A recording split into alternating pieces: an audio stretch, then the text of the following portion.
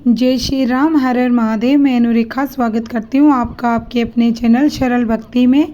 तो कैसे आप सब लोग, उम्मीद करती हूँ सब अच्छे होंगे और सब पे भोलेनाथ ऐसे ही कृपा बरसाते रहे। भोलेनाथ का महीना सावन मास शुरू होने वाला है और सावन का पहला सोमवार भी आने वाला है। वैसे तो सावन मास में पड़ने वाला हर एक व्रत ही बहुत ही इम्पोर्टेंट महत्वपूर्ण है। भोलेनाथ की कृपा बरसाने वाला है और आपके हर मनोरथ पूर्ण करने वाला है। इस वीडियो में हम बात करेंगे 16 सोमवार व्रत पूजन के बारे में। देखिए, 16 सोमवार का व्रत ऐसा है जो आपको हर वो चीज़ प्रदान कर सकता है। आपके जो भी मनोरथ हो, जिस भी मनोरथ को लेके आप ये इस व्रत को धारण करते हो, तो वो आपके सारे मनोरथ भोलेनाथ की कृपा से पूर्ण होते हैं। तो इसके लिए आपको पूर्ण श्रद्धा और विश्वास के साथ आपको व्रत करना होता है। देखिए, कोई भी व्रत हो, सबसे इम्पोर्टेंट होती है आपका श्रद्धा और विश्वास। जितना आपका समर्पण होगा उतना ही आपको शीघ्र ही इसका फल प्राप्त होगा। तो इसके लिए आपको पूर्ण विश्वास होना बहुत ज़रूरी है। विश्वास के साथ आप नियमों का भी पालन करें, ब्रह्मचर्य का पालन करें इस व्रत में, और झूठ छल कपट, किसी के साथ द्वेष वगैरह ऐसे न रखें। आप व्रत के नियम जान लेते हैं और जिनकी भी विशेष कामना है, जो खास करके जिनको पुत्र की या पुत्री की, जिनके संतान नहीं है, संतान की कामना, या फिर किसी के विवाह नहीं हो रहा है तो विवाह की कामना, उनके लिए तो ये वरदान की तरह है। सावन से शुरू किए गए 16 सोमवार के व्रत।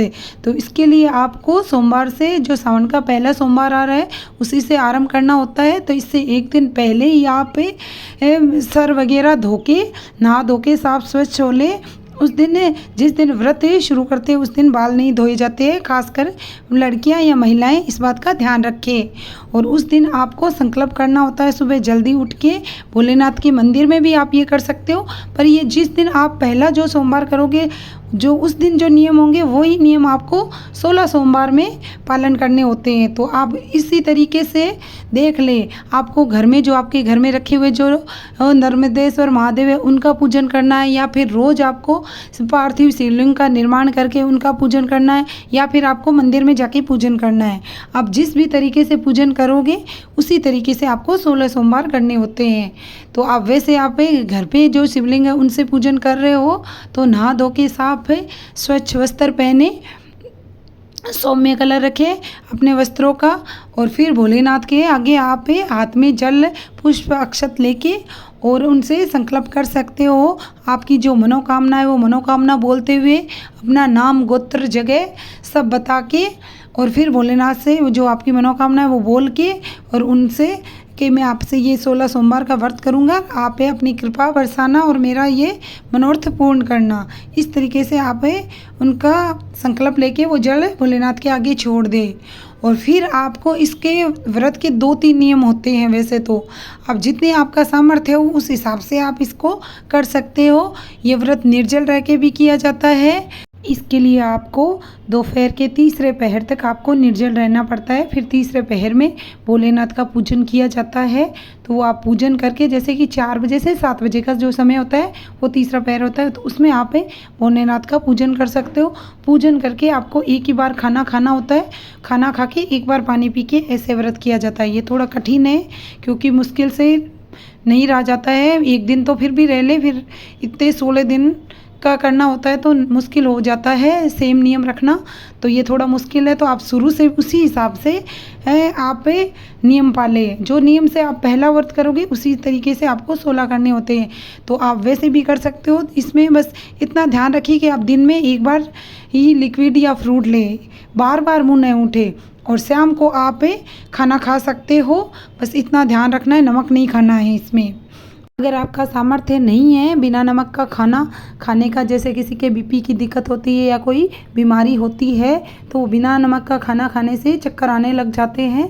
तो ऐसे में आप नमक वाला भी कर सकते हो। नमक डला हुआ खाना भी एक वक्त खा के पारण कर सकते हो। अगर हो सके, सामर्थ्य है, तो आपको बिना नमक का या फिर एक अन्न खा के भी व्रत करते हैं तो उसका बहुत ही जल्दी रिजल्ट मिलता है। तो जैसा आपका सामर्थ्य हो उस हिसाब से आप इसका व्रत का नियम लें। भोलेनाथ को जो प्रसाद चढ़ाया जाता है, प्रसाद का भी इसमें नियम होता है। तो वो प्रसाद 3 जगह निकाला जाता है और वो प्रसाद सेम रखा जाता है। चाहे आप चूरमा, मेरी दादी माँ वो गुड़ का चूरमा बनाती थी जब भी 16 सोमवार के व्रत किया करती थी, और तो चूरमे से वो व्रत करते थे। मैंने बचपन से ऐसे ही देखा है।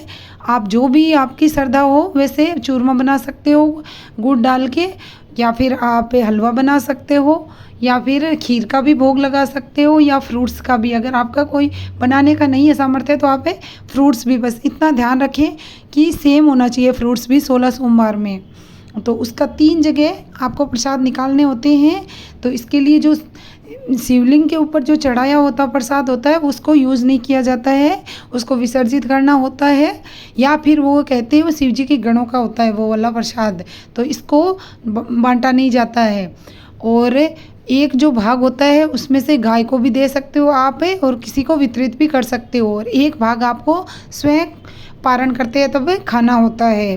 तो इस तरीके से 3 भाग भोलेनाथ के वहाँ पे चढ़ाए जाते हैं। फिर एक भोलेनाथ का होता है, 2 आप इस तरीके से दे सकते हो गाय को और बांटने में, और एक आपको खुद स्वयं पारण में लेना होता है। ये तो हो गए व्रत के नियम।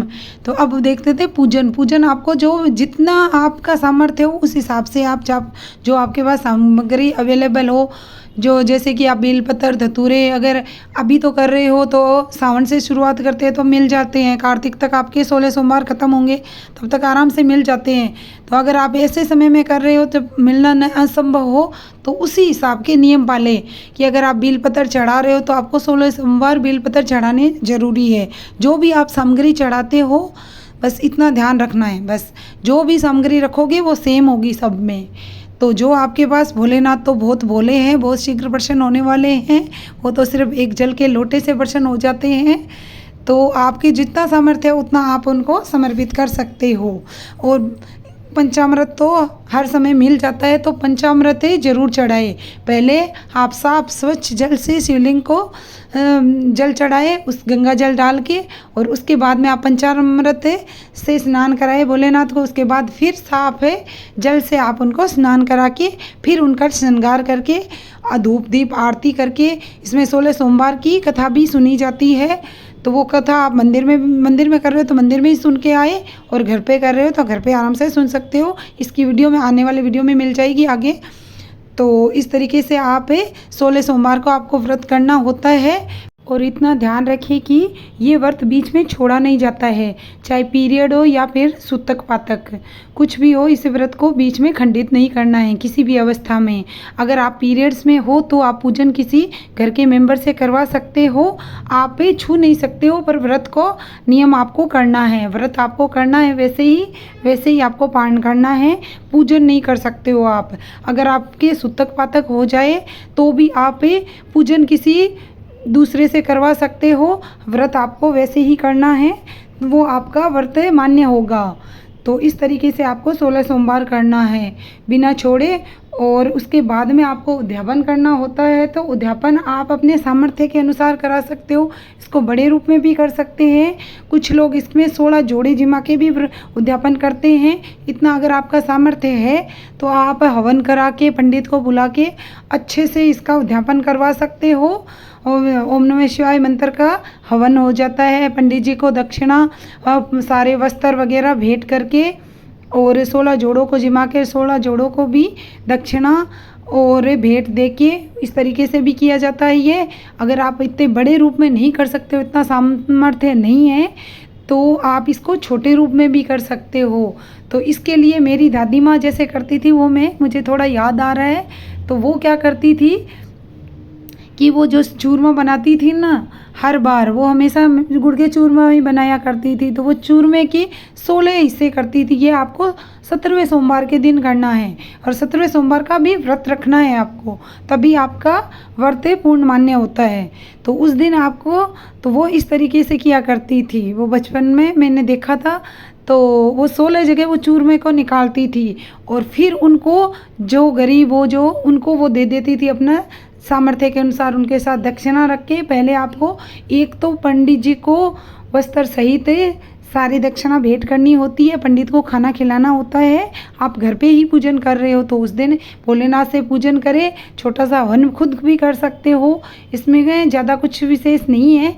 गोबर के कंडे जला के कपूर डाल के थोड़ी सी हवन सामग्री चाहिए होती है, तिल जौ चावल और घी बूरा ये मिक्स करके थोड़े से ड्राई फ्रूट्स मिला ले और फिर उसकी आहुतियाँ देते हुए ओम नमः शिवाय का मंत्र बोलते हुए स्वाहा लगा के 108 मंत्रों के आप ये छोटा सा हवन भी कर सकते हो उस दिन। और एक पंडित को दक्षिणा सहित वस्त्र सहित उनको भोजन कराए और आप वो 16 जगह 16 लोगों में ऐसे वितरित कर सकते हो। जो कहीं पे भी आपको गरीब मिल जाए, कोई बच्चे मिल जाए तो उनको आप जितना आपका सामर्थ्य हो उतना आप उनको जो 10-10 रुपये दे रहे हो साथ में 10-10 रुपये दे दिए, थोड़ा थोड़ा प्रसाद 16 है बच्चों को बांट दिया। तो इस तरीके से भी आपका उद्यापन हो जाता है। जितनी आपकी सामर्थ्य हो वैसे आप इसे का पारण कर सकते हो। उम्मीद करती हूँ ये जानकारी आपको पसंद आएगी। और 16 सोमवार की जो कथा है इसका वीडियो देखना ना भूलें, आने वाले वीडियो में आपको इसकी कथा मिल जाएगी। तो आपको वीडियो कैसी लगी मुझे ज़रूर बताना। मिलते हैं आने वाले वीडियो में। आप चैनल पे नए हो तो पहले सब्सक्राइब कर लें ताकि ऐसे वीडियो आपको समय समय पे मिलते रहे। हर हर महादेव।